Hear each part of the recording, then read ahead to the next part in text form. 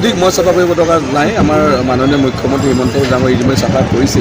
তেখেতে আজি ৰাস্তাই আজি 3 দিনৰ আগত যি যাত্ৰা কৰি গৈছে প্ৰায় 40-50 হাজাৰ লোক হৈছে। মই ভাবোঁ বিৰোধী টিমত তেখেতে গোটেই অসমত চাফা কৰিছে। নাহৰকটীয়া আৰু মই বেলেগে কৰিব লগা নাই। নাহৰকটীয়াত আমি চেষ্টা কৰোঁ যাতে আমাৰ ৰাইজৰ উপকৃত হয়। বিৰোধী বা দলীয় কথাবোৰ নকওঁ, কিন্তু আমাৰ সদায় এটা প্ৰচেষ্টা ৰাইজে ভাল পায়। আৰু ৰাইজে ভাল পায় নিশ্চয় আমাক ভোট দিব, আমাক জয় কৰিব, ৰাইজৰ কাৰণে কাম কৰিব। এটা অখিল গগৈয়ে এটা দাবী উত্থাপন কৰিছে যে গৌৰৱ গগৈ আৰু ৰকিবুল হুছেইনে দম্ভালিভাৱে ৰাইজৰ দলৰ আৰু বিৰোধীৰ মাজত মিত্ৰতা নহ'ল। এই সন্দৰ্ভত আপুনি কি ক'ব প্ৰতিক্ৰিয়া? যেনেকৈ ৰকিবুল হুছেইনে গড় মাৰি শেষ কৰিছিলে, তেনেকৈ কংগ্ৰেছ পাৰ্টিটো মাৰি শেষ কৰিব। কাৰণ ৰকিবুল হুছেইন ডাঙৰ হৈছে ধ্বংসকাৰী। মোক আকৌ কাজিৰঙা ধ্বংস কৰিছিলে, গড় ধ্বংস ভাৰতীয় জনতা পাৰ্টি আহি এই কাজিৰঙা গড় উদ্ধাৰ কৰিছে। তেনেকৈ কংগ্ৰেছ পাৰ্টি এতিয়া ৰকিবুল যিহেতু যে মানে ধ্বংসকাৰী ধ্বংস কৰিবই লাগিব কিবা এটা, সিটো মনে মনে বহি থাকিব নোৱাৰে।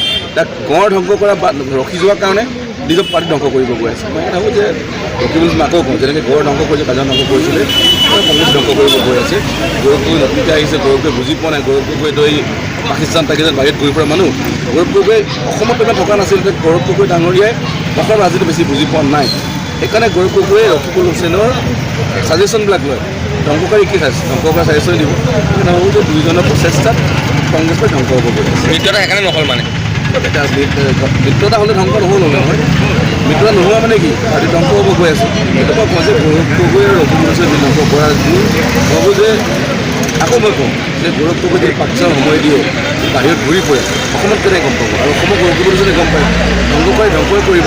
সেইকাৰণে ৰকিবুল হুছেইনৰ প্ৰচেষ্টাত গড়ৰ নিচিনা আকৌ এই পাৰ্টি ধ্বংস হ'ব। আৰু গৌৰৱ গগৈ যিহেতু বিদেশত বেছিকৈ সময় দিছিলে, তেখেতে বিদেশৰ কথা চিন্তা কৰে, ইংলেণ্ডৰ কথা চিন্তা কৰে, ল'ৰা ছোৱালী ইংলেণ্ড পঠাই দিছে, অসমৰ কথা ক'ত গম পায়?